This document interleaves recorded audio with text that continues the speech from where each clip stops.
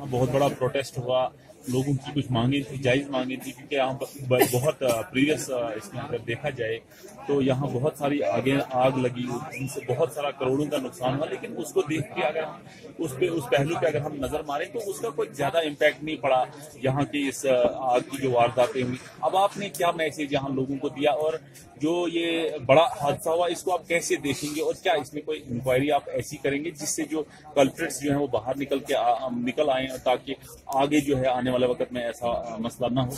में एक तो देखा गया है कि ये वाला हमारा इलाका जो है इसमें इस सीजन में ज्यादा आग की वारदात होती है। पिछले साल भी यहाँ गंदो, बटियास, मलकपुरा जो है 3 जगह 3 बाजार जल गए थे, जिसकी गवर्नमेंट ने बाकायदा इंक्वायरी कराई थी।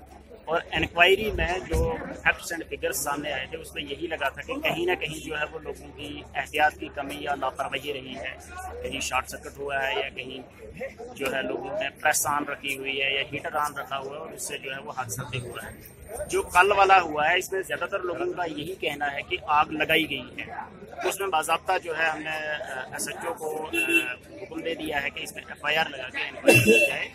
तो डी साहब के बिहाफ पे हमने आगे लोगों को ये श्योरिटी दी है कि जो उनका नार्मज में SDRF में हम उनको रिलीफ भी दे रहे हैं। एक बंदा जो पूर्ण सिंह है जिसकी बहुत बड़ी स्ट्रक्चर चल गई है। उसके बाद कुछ वहाँ शॉपकीपर्स हैं, शॉपकीपर्स को भी हम रेड क्रॉस से या जिस तरह से भी अंडर नार्म जो भी हो पाएगा उनको हम मदद देने की कोशिश करेंगे। और लोगों से यही अपील हम करेंगे कि ज़्यादा से ज़्यादा एहतियात करें।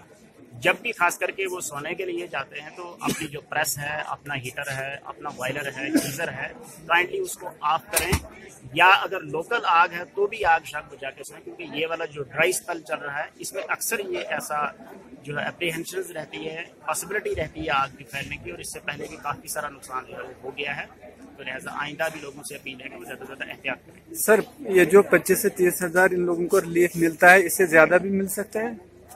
देखिए, जो स्ट्रक्चर ऑनर है उसका हमारे पास SDRF में 1,02,000 का जो अंडर SDRF नॉर्म्स है वो 1,02,000 हम उसको दे सकते हैं। लेकिन जो शॉपकीपर्स हैं या जो पार्शली डैमेज होते हैं उनके लिए जो है वो 10,000, 20,000, 25,000 जिस तरह से गवर्नमेंट सैंक्शन करेगी उतना ही हम दे सकते हैं, उससे ज्यादा नहीं दे सकते। ACR साहब, क्या इस टाइप के प्रोग्राम यहाँ ऑर्गेनाइज नहीं कर सकते हैं जिनसे आप थोड़ा लोगों को अवेयर कराएं कि what will be the futures of this incidents will take place and आप हैंडल कैसे करो इनको? इस ऐसे जैसे प्रोग्राम हमने ऑलरेडी वर्कशॉप कराई हुई है। SDRF की टीमें भी धुंधों में आई हुई हैं। हेडक्वार्टर्स पे तो हम प्रोग्राम करते रहते हैं, लेकिन आपने ठीक कहा है कि गांव हमारा ऐसा प्रोग्राम एवरेस्ट का जो है वो होना चाहिए।